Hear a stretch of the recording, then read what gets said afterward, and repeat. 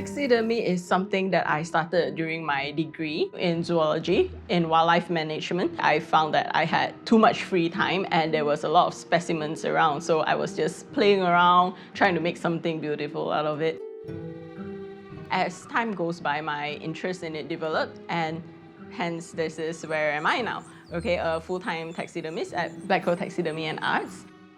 So there are many aspects in taxidermy, or as you call it, the art of preservation. What kind of insects you use, what kind of specimen you use. So in process of stuffing, the real life animals that you see in the zoo, that is called stuffing.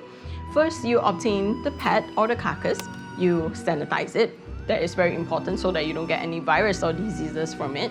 Then you skin it to remove all the internal organs, the bones as well.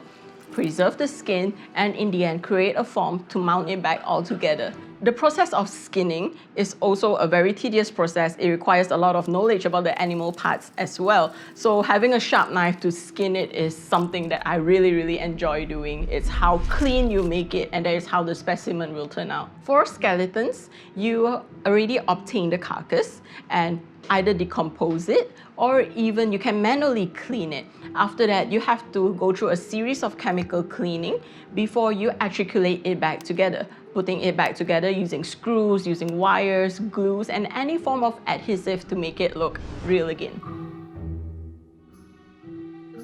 One thing about taxidermy is that a lot of people think it's very gross, it's very smelly, but in fact, it is not. It is something that is very beautiful. You can admire everything from the insects, from the skulls, from the bones. As I brought it home when I graduated from uni, my mom was a bit reluctant because I was using the house compound to clean all these things. And then when she expressed that she don't really like it, I tried doing it secretly in my room and in the bathroom, yes, and I hid the carcasses in the fridge, like way behind the fridge, she don't know. Yes, so as much as my mom don't really approve of me cleaning the animals in the house, but she knows my fascination with dead things, dead animals. So when she goes out for a jog, she'll come back with a plastic bag and say, "Hey Vivian, something for you." Yes, so that is sort of like my present. Your parents probably come home bringing you food, but mine come back bringing me a dead bird, and I'm like so happy. My very first specimen that I actually acquired when I was walking about in my neighborhood, it was a crow and it's black. It was a very fully deformed crow, probably eaten by a neighbor's cat. It was just lying on the ground. I was having my evening jog and I picked it up, cleaned it up, and it was my very first proud piece. I always find my roadkills in the daytime when I'm driving around also, and I will come back at a safer time, let's say 2 a.m. or 3 a.m. to pick up the roadkill. And there was once I was picking up a roadkill with my sister.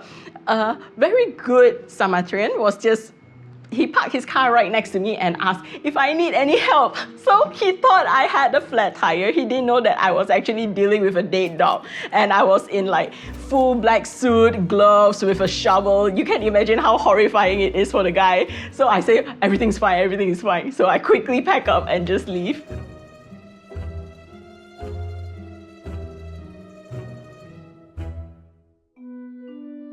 The hardest part about taxidermy would be the art of preserving it. How well do you preserve a specimen? I have friends telling me that they have beetles from other countries, but in the end, when they brought it back here, everything starts to smell, everything starts to rot.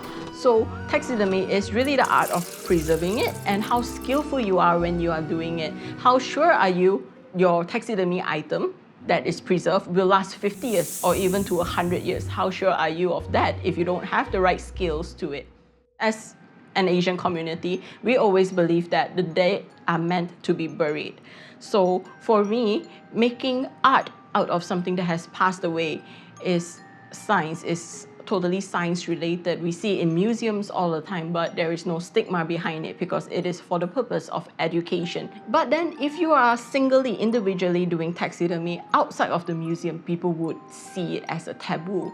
And there is a stigma that I wish that people won't have it there because it's technically the same thing. We are just preserving in form of for science, for arts, and something that you actually personally like.